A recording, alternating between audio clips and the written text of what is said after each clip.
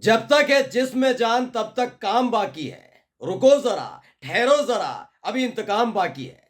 यह शायरी खास तौर पर बिहार की सियासत पर फिट बैठ रही है, क्योंकि जो पिछली साल नीतीश कुमार ने मांझी बाबू के साथ किया था, उसका इंतकाम लेने का वक्त आ चुका है।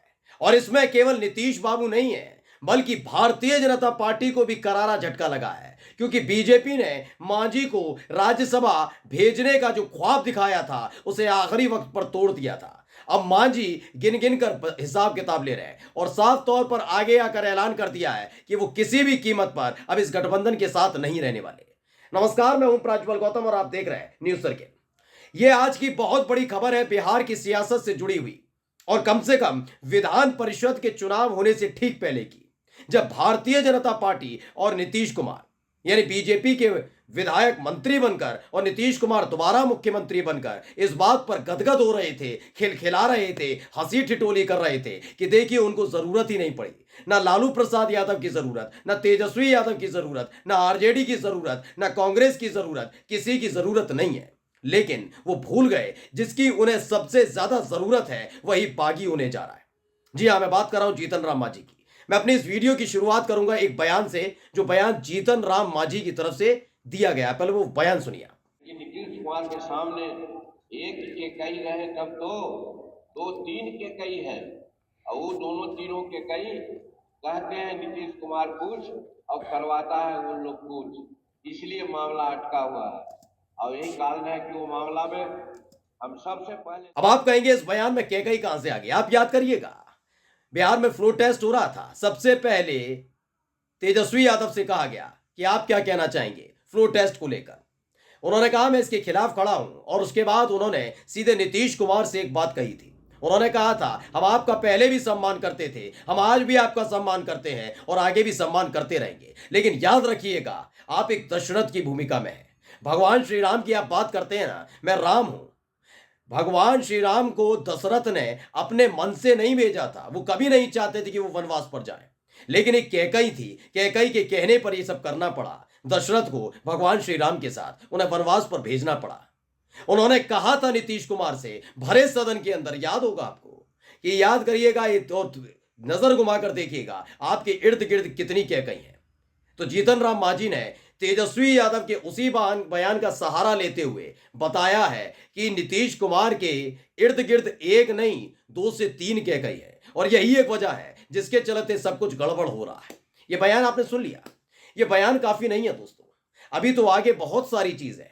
मैं एक और वीडियो आपको दिखा देता हूं। खबर है कि पटना के अंदर बड़े बड़े होर्डिंग लगा दिए गए, यानी एक तरफ जीतन राम मांझी नीतीश कुमार की पोल पट्टी खोल रहे थे, तो वही दूसरी तरफ उनके अपने कार्यकर्ता अपने नेता के कहने पर एक होर्डिंग लगा रहे थे। पहले उस पर नजर डाल लीजिए। दरअसल इसे फर्स्ट बिहार झारखंड ने ट्वीट किया इस खबर को। लिखा है कि HAM ने सीएम की कुर्सी पर ठोका दावा, बिहार का मुख्यमंत्री होगा मांझी की संतान। इसमें लिखा भी है, देखिए पटना की खबर है, कर दो और पंचायत में ऐलान, बिहार का मुख्यमंत्री होगा मांझी की संतान। रंजीत कुमार है कोई, रंजीत कुमार चंद्रवंशी, उन्होंने राष्ट्रीय सचिव है हिंदुस्तानी आवामी मोर्चा के, यानी जीतन राम मांझी की पार्टी से ताल्लुक रखते हैं, उन्होंने ये अलग अलग जगह लगा दिए। अब यही पोस्टर अगर भागलपुर में लग जाए, यही लग जाए बेगूसराय में, सीवान में लग जाए, जहां जहां लग जाए कोई बात नहीं, लेकिन जब ये पोस्टर ऐसे होर्डिंग बैनर पटना के अंदर लगते हैं, जहां पर सरकार बैठती है, जहां नीतीश कुमार बैठते हैं, जहां बीजेपी के नेता हैं, जहां हिंदुस्तानी आवामी मोर्चा के तमाम पदाधिकारी बैठते हैं, तो ये बहुत हल्की बात नहीं है दोस्तों। ये डंके की चोट पर अपनी ही सरकार को, अपने ही साथियों को चुनौती देने वाली बात है। बिहार का मुख्यमंत्री होगा मांझी की संतान, यानी मांझी मुख्यमंत्री पद पर दावा ठोक रहे हैं। यह बात मैं क्यों कह रहा हूं, अब आपको खबर भी पढ़कर सुना देता हूं। दरअसल जिस कार्यक्रम का मैंने आपको वीडियो दिखाया, जिसमें जीतन राम मांझी सीधे तौर पर नीतीश कुमार को चुनौती देते नजर आ रहे थे और कह रहे थे एक नहीं 2 से 3 कैकई हैं नीतीश कुमार के साथ जो काम नहीं बनने दे रही, उसी प्रोग्राम में क्या कुछ कहा पढ़िए। पहले दैनिक जागरण का खबर पढ़िए, उसमें लिखा है कि बिहार में फिर खेला करेंगे मांझी, नीतीश कुमार को बता दी विधायक की गिरती, अपनी डिमांड भी रख दी। बयान पहले मैं पढ़कर उनका बता देता हूं। इसमें आगे लिखा हुआ है कि हम के पंचायत स्तरीय कार्यकर्ता सम्मेलन में मांझी ने तेजस्वी की चर्चा करते हुए कहा कि दूसरे गठबंधन के लोग मुख्यमंत्री पद का प्रलोभन दे रहे थे। आपको मालूम होगा, आपके अपने चैनल न्यूज सर्किल ने दिखाया था कि किस तरीके से 26 जनवरी को जो बैठक हुई थी जब कहा जा रहा था, खबरें आ रही थी कि तेजस्वी यादव और नीतीश कुमार अलग होने जा रहे हैं, आरजेडी को छोड़कर गठबंधन महागठबंधन को छोड़कर जा रहे हैं नीतीश कुमार, उस वक्त एक बैठक हुई थी लालू प्रसाद यादव, राबड़ी देवी, तेजस्वी यादव और तमाम आरजेडी के कार्यकर्ताओं के साथ, नेताओं के साथ। उस समय एक प्रस्ताव दिया गया था। उस प्रस्ताव में था कि हिंदुस्तानी अवामी मोर्चा के 4 विधायक साथ आए आरजेडी के, और जीतन राम मांझी मुख्यमंत्री बन जाए।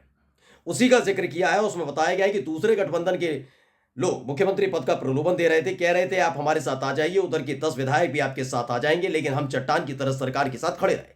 विधानसभा में वोटिंग के वक्त 125 वोट सरकार को मिले। सुन लीजिए क्या कहा है मांझी ने। ये बता रहे हैं कि हैसियत क्या है सरकार की। अगर आज भी मांझी बगावत कर दे तो क्या होगा। यह आखिरी मौका है, और आखिरी मौके पर अगर चूक गए नीतीश कुमार, बीजेपी, तो मांझी एक बहुत बड़ा खेल कर देंगे। क्या कहा उन्होंने, पढ़िए। विधानसभा में वोटिंग के समय 125 वोट सरकार को मिले, इसमें हमारे 4 वोट हटा देते तो 121 ही हो पाता। और जानते हैं, बिहार विधानसभा में फ्लू टेस्ट के दौरान नीतीश कुमार को 122 वोटों की जरूरत थी, तभी वो मुख्यमंत्री बन पाते। बन गए, उनको मिल गए, लेकिन 125 में से 4 गए 121, यानी साफ साफ बता दिया है कि मेरी वजह से हो तुम, तुम्हारी वजह से मैं नहीं हूं। इसमें सबसे ऊपर जो लिखा वो पढ़िएगा, बहुत महत्वपूर्ण बात लिखी है इसी में। उन्होंने लिखा कि पूर्व मुख्यमंत्री जीतन राम मांझी ने कहा कि अगर हमारी पार्टी विधानसभा में समर्थन नहीं करती तो नीतीश कुमार सरकार एक वोट से गिर जाती। हमारे 4 विधायकों ने सरकार बचाई। नीतीश कुमार कहते हैं कि उन्होंने हमको सीएम बनाया, तो हमने भी अब उनका एहसान उतार दिया, यानी एहसान उतारा जा चुका है और अब बारी है इंतकाम की, जिसका मैंने शुरुआत में जिक्र किया कि जिसमें है जान तो करेंगे काम, रुको जरा ठहरो, अभी बाकी है इंतकाम। जी हाँ, इंतकाम बाकी है, अभी तो एहसान उतारा है। उन्होंने साफ कहा मांझी ने, अब तो एहसान उतार दिया हमने, अब बाकी है इंतकाम। इंतकाम किस चीज का, समझिएगा।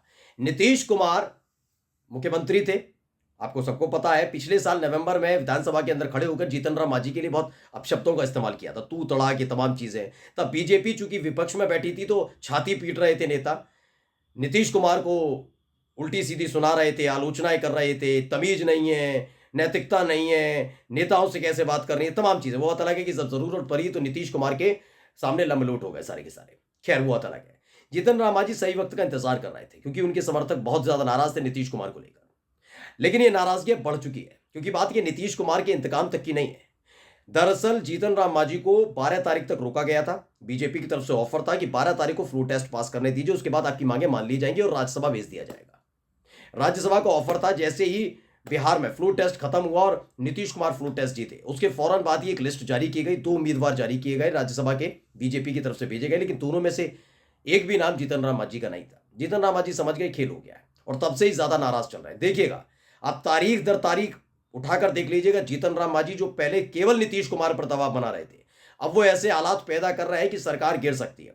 तो इसमें नीतीश कुमार का मुख्यमंत्री पद नहीं जाएगा सिर्फ, बल्कि बिहार में ताजा ताजा रोजगार जो बीजेपी के विधायकों को मंत्री बनकर मिला है, वो भी उनसे छिन जाएगा। और यही बेचैनी लगातार बीजेपी में बढ़ती जा रही है कि कैसे भी करके जीतन राम मांझी को रोकना चाहिए, क्योंकि उन्होंने एहसान भी उतार दिया है। अब इंतकाम की बारी है, और इंतकाम सिर्फ नीतीश कुमार से नहीं लेना है, बीजेपी से भी लेना है। नमस्कार।